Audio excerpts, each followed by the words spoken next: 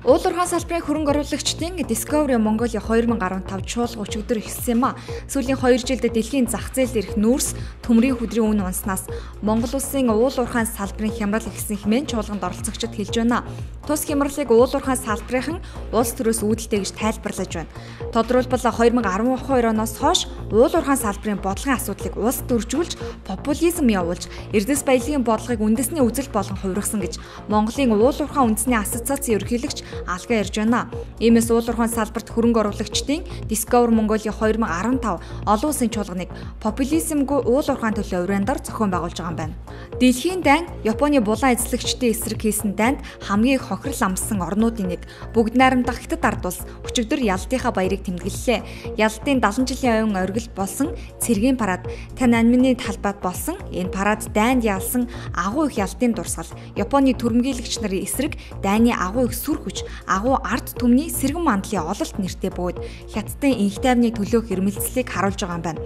Хятадын төрийн төв хэвлэл өнгөрсөн 1-р сард Ялтын жилийг зарласантай холбогдуулан нийтэлсэн өгүүлэлтэд Хятад одоо дэлхийн тэргүүлэх гүрний нэг болсон учраас сүр хүчээ харуулах ёстой хэмээн өгүүлсэн байв.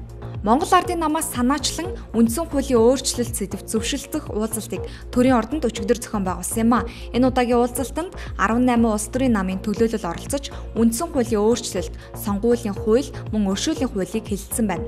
Парламентэд суудлын улс төрийн намуудын төлөөллийн дийлэнх хэсэг улсын хурлын ээлжид бос чуулганаар баталсан өршөөлийн хуульд шүүмжлэлтэй хандаж уг хуульд тавьсан ерөнхийлөгчийн хоргийг хүлээн авах ёстойг парламентэд суудалтай улс төрийн намуудад уриаллаа.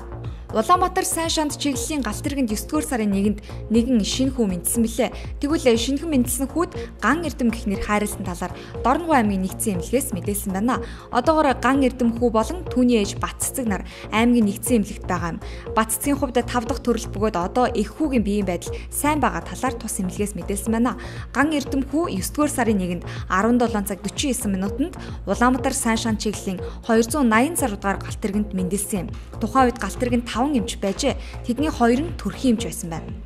Монголын оюутны холбооны ерөнхийлөгч Батбаяр шинжлэх ухаан технологийн их сургуулийн оюутны холбооны тэргүүн төгс баярнаар өчигдөр Монгол Улсын их сургуулийн үүдэнд оюутнуудын өмнө халз мэтгэлцээ хийсэн байна. Монголын оюутны холбооноос оюутнуудад ойрын 2 жилдээ автобусаар үнгүү зорчуулна хэмээн 8900 төгрөг хураавч албатан карт захиалуулсан гэх асуудлаар тэд мэтгэлцсэн юм. Оюутнууд өнгөрсөн жил 8900 төгрөгөөр карт авсан. Одоо дахиад 3600 төгрөгөөр автобусаар зорчих ухаалаг карт авч чадахгүй гэдгээ илэрхийлж байгаамаа. Хэрвээ 3600 төгрөгийн картыг авах шаардлагатай бол өнгөрсөн жил хураалгасан 8900 төгрөгөө буцаан авахыг хүсэж байна гэдгийг энэ үеэр оюутнууд хэлж байлаа. Ийхүү мэтгэлцээ эхэлсэн ч Монголын оюутны холбооны ерөнхийлөгч элдв тайлбар хийгээс зайлсхийсэн байна. Шинжлэх ухаан технологийн их сургуулийн оюутны тэргүүн төгс баярыг шүүхэд өгөхөө мэдгдсэн байна.